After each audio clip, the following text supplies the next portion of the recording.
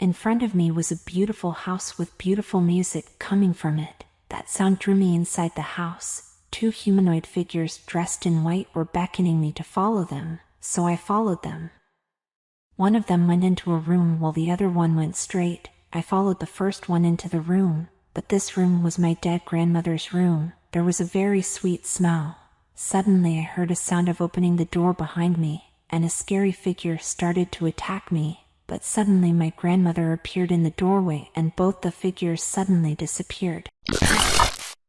I found myself in an old mansion, with no way out, my little sister's doll lying by the window in front of me, which I was afraid of. I heard a sound of children's crying from another room. I ran to that room, but saw that some children were standing very quietly, lifeless and strangely looking at me.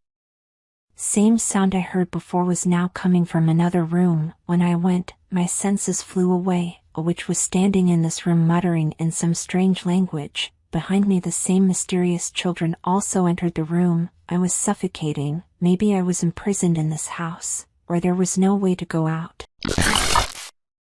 I was standing in front of a palace, while a storm was raging outside. The sounds of howling wolves were coming behind me. I quickly entered the palace. As I entered, there was a large hall in front of me with a roof, walls and floor was covered with blood. I saw my room at the end of the hall. I ran to my room, but I saw a witch sitting on my bed in the form of a bride.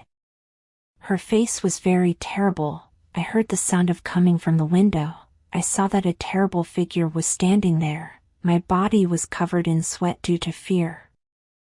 These were some of the scariest nightmares. If you have an interesting scary nightmare, you can send us to the email in description. See you in next chapter.